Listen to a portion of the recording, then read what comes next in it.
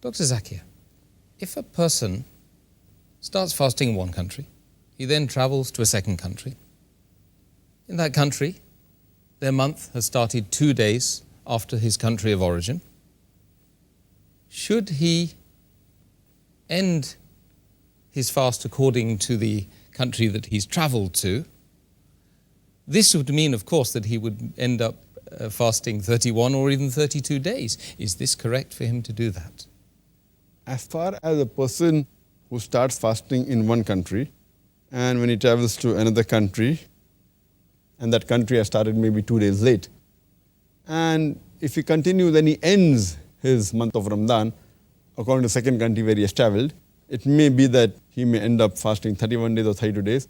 So should he fast till the end of that country, or should he continue with the country of origin, and when they finish the Ramadan, they should finish? As far as this question is concerned, as Allah's Prophet has clearly mentioned in the hadith of Sahih Bukhari, volume number 3, book of fasting, hadith number 1907 and 1909, that a Prophet said that when you see the new moon, you start fasting, and when you see the new moon, you stop fasting. So based on this, but natural, and another hadith of Tirmidhi, book of fasting, hadith number 697, the beloved Prophet said, the fast is the day you all fast.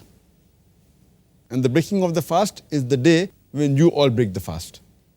And the day of sacrifice is the day when you all sacrifice, indicating it should be done in congregation, it should be in jama'ah.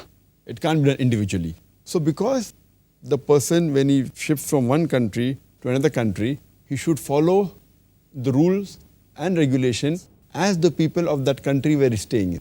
So if he stays in a country where they start fasting early, he should start fasting early with them.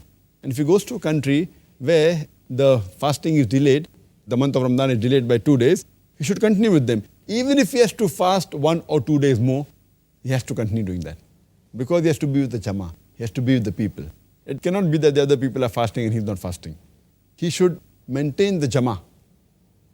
That as what the people are doing in the country where he's living, he should continue doing that. Even if he has to fast 1 or 2 days more. I know the month of Ramadan either has 29 days or 30 days, but since he has to follow the hadith, that the fast is the day when all the people fast. And the breaking of the fast is the day when all the people break the fast. So he should continue and break the fast only when all the people break, even if he has to fast 1 or 2 days more.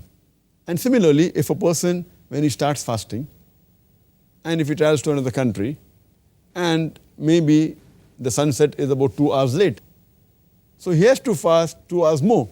He can't say the country of origin, the sun was setting at 6 o'clock, and here it is setting at 8 o'clock, so I will fast 2 hours less. No. So the same way, as far as setting of the moon is concerned, he has to do extra days. If it's the vice versa, if a person starts fasting, if a person starts the month of Ramadan in a country and then goes to a country which has already started the month of Ramadan 2 days earlier than the country of origin, or 1 day earlier than the country of origin, in this case also, he has to continue fasting with the people of that area, even though he may have to fast 1 day less. Maybe he'll have to fast only 28 days.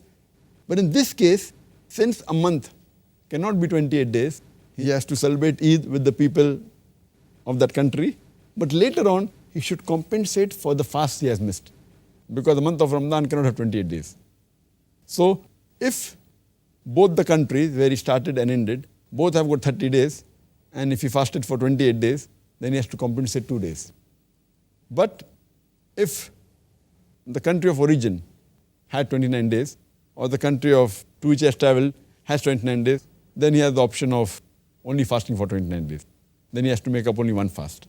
But he has to complete at least 29 or 30 days, depending upon the country of origin and destination.